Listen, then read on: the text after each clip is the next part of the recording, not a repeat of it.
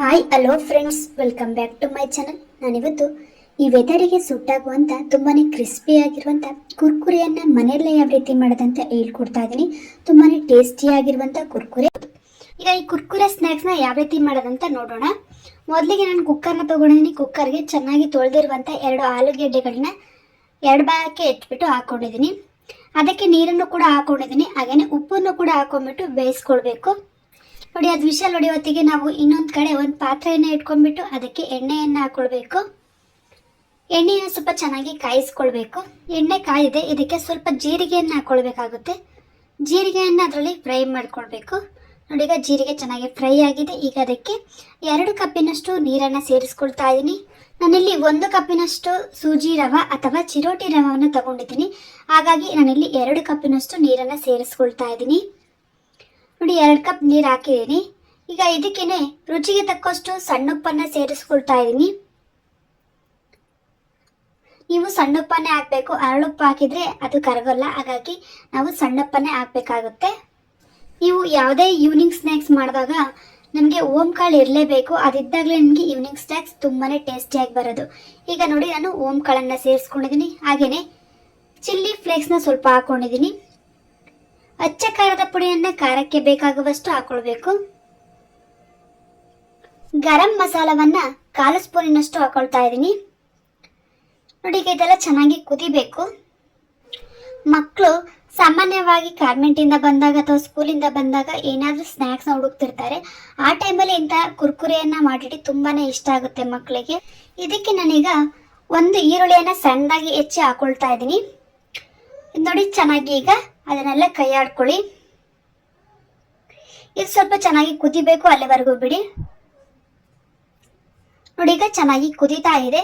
ಇದಕ್ಕೀಗ ರವೆಯನ್ನು ಸೇರಿಸ್ಕೊಳ್ಳೋಣ. ರವೆಯನ್ನು ಸೇರಿಸ್ಕೊಂಡ್ಬಿಟ್ಟು ಚೆನ್ನಾಗಿ ಕೈ ಆಡ್ಕೊಳ್ಬೇಕು. ಇದು ಗಟ್ಟಿಗಾಗಬೇಕು, ಅಲ್ಲಿವರೆಗೂ ನಾವು ಇದನ್ನ ಚೆನ್ನಾಗಿ ಕೈ ಆಡಬೇಕಾಗುತ್ತೆ. ಈ ರೀತಿ ಒಮ್ಮೆ ನೀವು ಕುರ್ಕುರೆನ ಹಾಕೊಂಡು ತಿಂದರೆ ಮತ್ತೆ ಮತ್ತೆ ಟ್ರೈ ಮಾಡ್ತಿರ್ತಾರೆ. ತುಂಬಾ ಸಖತ್ತಾಗಿರುತ್ತೆ. ಮಕ್ಕಳಿಗಂತೂ ಸೂಪರ್ ಅಂತಲೇ ಹೇಳ್ಬೋದು.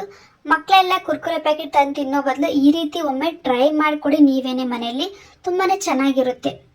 ನೋಡಿ, ಈಗ ಅದು ಚೆನ್ನಾಗಿ ಗಟ್ಟಿಗಾಗಿದೆ. ನೋಡಿ, ಹಾಕಿದ ರವೆ ಎಲ್ಲ ನೀರನ್ನ ಚೆನ್ನಾಗಿ ಎಳ್ಕೊಂಡ್ಬಿಟ್ಟು ಗಟ್ಟಿಗಾಗಿದೆ. ಸ್ವಲ್ಪ ರವೆ ಹೆಂಗಿದ್ರು ಪರವಾಗಿಲ್ಲ. ನಾವು ಇಲ್ಲಿ ಕುರ್ಕುರೆನ ಮಾಡ್ತೋರೋದ್ರಿಂದ ನಮ್ಗೆ ಏನು ರವೆ ಪೂರ್ತಿ ಅಳ್ಬೇಕಂತ ಏನಿಲ್ಲ. ನೋಡಿ, ಈಗ ನಮಗೆ ಇಷ್ಟ ಆದರೆ ಸಾಕಾಗುತ್ತೆ. ಈ ಕಡೆ ನಾನು ಆಲೂಗೆಡ್ಡೆಯನ್ನು ಬೇಯಿಸ್ಕೊಂಡಿದ್ದೆ. ಅದನ್ನು ಸಿಪ್ಪೆಯನ್ನು ತಿಕ್ಕೊಳ್ಬಿಟ್ಟು ಚೆನ್ನಾಗಿ ಸ್ಮ್ಯಾಶ್ ಮಾಡ್ಕೊಂಡು ಇಟ್ಕೊಳ್ಬೇಕು. ನೋಡಿ, ಇದು ರೆಡಿಯಾಗಿದೆ. ಈಗ ಸ್ಟವ್ನ ಆಫ್ ಮಾಡಿಬಿಟ್ಟು ಸ್ವಲ್ಪ ಹೊತ್ತು ಹಾಗೇನೆ ಬಿಡಬೇಕು. ಇದು ಪೂರ್ತಿ ತಣ್ಣಗಾಗಬೇಕು, ಅಲ್ಲಿವರೆಗೂ ಬಿಡಿ. ಈಗ ಇದು ಚೆನ್ನಾಗಿ ತಣ್ಣಗಾಗಿದೆ. ನಾನು ಆಲೂಗೆಡ್ಡೆನೂ ಕೂಡ ಇಲ್ಲಿ ಸ್ಮ್ಯಾಶ್ ಮಾಡಿ ಇಟ್ಕೊಂಡಿದ್ದೆ. ಅದನ್ನು ಅದಕ್ಕೆ ಹಾಕೊಳ್ತಾ ಇದ್ದೀನಿ. ಇದನ್ನೀಗ ನೀವು ಕೈಯಲ್ಲಿ ಚೆನ್ನಾಗಿ ಕಲಿಸ್ಕೊಳ್ಬೇಕಾಗುತ್ತೆ. ನೀವು ಇದನ್ನೆಲ್ಲ ಚೆನ್ನಾಗಿ ಕೈಯಲ್ಲೇ ಕಲಿಸ್ಬೇಕು. ಆಗ ನಿಮಗೆ ಚೆನ್ನಾಗಿ ಮಿಕ್ಸ್ ಆಗುತ್ತೆ. ಅದು ಸ್ಪೂನಲ್ಲಿ ಕಲಿಸೋಕ್ಕಿಂತ ಸ್ವಲ್ಪ ಚೆನ್ನಾಗಿ ಕೈಯಲ್ಲೇ ಕಲಿಸ್ಕೊಳ್ಳಿ. ನೋಡಿ, ನಾನು ಇದನ್ನ ಚೆನ್ನಾಗಿ ಕಲಸಿಟ್ಕೊಂಡಿದ್ದೀನಿ. ಇದಕ್ಕೆ ನಾನೀಗ 1 ಕಪ್ಪಿನಷ್ಟು ಕಾರ್ನ್ಫ್ಲವರ್ ಅನ್ನ ಸೇರಿಸ್ಕೊಳ್ತಾ ಇದ್ದೀನಿ. ಅದನ್ನು ಕೂಡ ನೀವು ಚೆನ್ನಾಗಿ ಕೈಯಲ್ಲಿ ಕಲಿಸ್ಕೊಳ್ಬೇಕಾಗುತ್ತೆ. ಎಲ್ಲಾದ್ರೂ ಚೆನ್ನಾಗಿ ಮಿಕ್ಸ್ ಆಗಬೇಕು, ಆ ರೀತಿ ಕಲಿಸ್ಕೊಳ್ಳಿ. ನೀವು ಕಾರ್ನ್ಫ್ಲವರ್ ಹಾಕೋದ್ರಿಂದನೂ ಕೂಡ ಒಳ್ಳೆ ಕ್ರಿಸ್ಪಿಯಾಗಿ ಬರುತ್ತೆ. ನೋಡಿ, ಈಗ ನಾನು ಚೆನ್ನಾಗಿ ಕಲಿಸ್ತಾ ಇದ್ದೀನಿ. ಹಿಟ್ಟನ್ನ ಚೆನ್ನಾಗಿ ಕಲಸಾಗಿದೆ. ನಮಗೀಗ ಕುರ್ಕುರೆ ಮಾಡಲು ಹಿಟ್ಟು ಕೂಡ ರೆಡಿಯಾಗಿದೆ. ಈಗ ನಾನು ಇದನ್ನ ಸ್ವಲ್ಪ ಮಾತ್ರ ತಗೊಳ್ತಾ ಇದ್ದೀನಿ. ಈಗ ಒಂದು ಪ್ಲೇಟ್ನ ತಗೊಳ್ಬಿಟ್ಟು ಅದ್ರ ಮೇಲೆ ನಾವು ಈ ಕುರ್ಕುರೆನ ರೆಡಿ ಮಾಡ್ಕೊಳ್ಬೇಕಾಗುತ್ತೆ. ನೋಡಿ, ಈ ರೀತಿ ಕೈಯಲ್ಲಿ ನಾವು ಒಸ್ಕೊಳ್ಬೇಕು. ಅದನ್ನ ಮೀಡಿಯಂ ಸೈಜಲ್ಲಿ ನೀವು ಅದನ್ನ ಎಲ್ಲದನ್ನು ಕೂಡ ಒಂದೇ ಅಳತೆ ಬರಬೇಕು. ಆ ರೀತಿ ನೀವು ಅದನ್ನ ಒಸ್ಕೊಂಡು ಇಟ್ಕೊಳ್ಳಿ. ಈಗ ರೆಡಿಯಾಗಿದೆ. ಒಂದು ಚಾಕು ತಗೊಂಡ್ಬಿಟ್ಟು ನಾನೀಗ ಕಟ್ ಮಾಡ್ಕೊಳ್ತಾ ಇದ್ದೀನಿ. ಈ ರೀತಿ ಸಣ್ಣ ಸಣ್ಣದಾಗಿ ನಾವು ಕಟ್ ಮಾಡ್ಕೊಳ್ಬೇಕಾಗುತ್ತೆ. ನೋಡಿ, ಈಗ ಕಟ್ ಮಾಡ್ಕೊಂಡಾಗಿದೆ. ಅದನ್ನ ಚೆನ್ನಾಗಿ ರೋಲ್ ಮಾಡಿ ಇಟ್ಕೊಳ್ಬೇಕು. ರೌಂಡ್ ಶೇಪಲ್ಲಿ ನಾವು ರೋಲ್ ಮಾಡ್ಕೊಳ್ಬೇಕು. ಆಗ ತುಂಬಾನೇ ಚೆನ್ನಾಗಿ ಬರುತ್ತೆ. ಈ ಕುರ್ಕುರೆ ಎಲ್ಲ ತಂದಾಗ ಯಾವ ರೀತಿ ಬರುತ್ತೋ ಅದೇ ರೀತಿನೇ ಬರುತ್ತೆ. ನೋಡಿ, ಈ ರೀತಿ ರೋಲ್ ಮಾಡ್ಕೊಂಡು ಇಟ್ಕೊಳ್ಬೇಕು. ನೀವು ಮನೆಯಲ್ಲಿ ಆಲೂಗೆಡ್ಡೆ ಮತ್ತೆ ರವೆ ಇದ್ರೆ ಸಾಕು, 5 ನಿಮಿಷದಲ್ಲಿ ನಿಮಗೆ ಈ ಕುರ್ಕುರೆ ರೆಡಿಯಾಗಿ ಹೋಗುತ್ತೆ. ನೋಡಿ ಈಗ ನಾನು ಎಲ್ಲದನ್ನೂ ಇದೇ ರೀತಿ ರೆಡಿ ಮಾಡಿ ಇಟ್ಕೊಂಡಿದ್ದೀನಿ. ಎಣ್ಣೆನೂ ಕೂಡ ಇಲ್ಲಿ ನಾನು ಕಾಯಕ್ಕೆ ಇಟ್ಟಿದ್ದೀನಿ. ಎಣ್ಣೆ ಈಗ ಚೆನ್ನಾಗಿ ಕಾಯ್ದಿದೆ, ಅದಕ್ಕೆ ನಾನೀಗ ರೆಡಿ ಮಾಡ್ಕೊಂಡಿರುವಂಥ ಕುರ್ಕುರೆಗಳನ್ನ ಬಿಡ್ತಾ ಇದ್ದೀನಿ. ನೋಡಿ ಈಗ ನೀನು ಇದೇ ರೀತಿ ಎಲ್ಲ ಕುರ್ಕುರೆನೂ ರೆಡಿ ಮಾಡಿ ಇಟ್ಕೊಳ್ಬೇಕಾಗುತ್ತೆ. ನೀವು ಯಾವ ಶೇಪ್ಗೆ ಬೇಕು ಆ ಶೇಪ್ಗೆ ಕಟ್ ಮಾಡ್ಕೊಳ್ಬೇಕು, ಹಾಗೆಯೇ ರೋಲ್ ಮಾಡಬೇಕು, ಆಗ ತುಂಬಾ ಚೆನ್ನಾಗಿ ಬರುತ್ತೆ. ನೋಡಿ ಈಗ ನಾನು ಎಲ್ಲ ಕುರ್ಕುರೆಗಳನ್ನ ರೆಡಿ ಮಾಡಿ ಇಟ್ಕೊಂಡಿದ್ದೆನಲ್ಲ ಅದು ಹಾಕೊಂಡ್ಬಿಟ್ಟು ಎಣ್ಣೆಯಲ್ಲಿ ಫ್ರೈ ಮಾಡ್ಕೊಳ್ತಾ ಇದ್ದೀನಿ. ಎರಡು ಕಡೆನೂ ಚೆನ್ನಾಗಿ ತಿರುಗಿಸಿ ಫ್ರೈ ಮಾಡ್ಕೊಳ್ಬೇಕು, ಆಗ ನಿಮಗೆ ತುಂಬಾ ಚೆನ್ನಾಗಿ ಕ್ರಿಸ್ಪಿಯಾಗಿ ಕೂಡ ಬರುತ್ತೆ. ನೀವು ಒಂದ್ಸಲ ಟ್ರೈ ಮಾಡಿ ಮನೇಲಿ, ಒಳ್ಳೆ ಕ್ರಿಸ್ಪಿಯಾಗಿರುತ್ತೆ ಮತ್ತು ತುಂಬಾ ಚೆನ್ನಾಗಿರುತ್ತೆ. ನೋಡಿ ಯಾವ ರೀತಿ ಬೇಯ್ತಾ ಇದೆ ಅಂತ, ತುಂಬಾ ಚೆನ್ನಾಗಿ ಬಂದಿದೆ.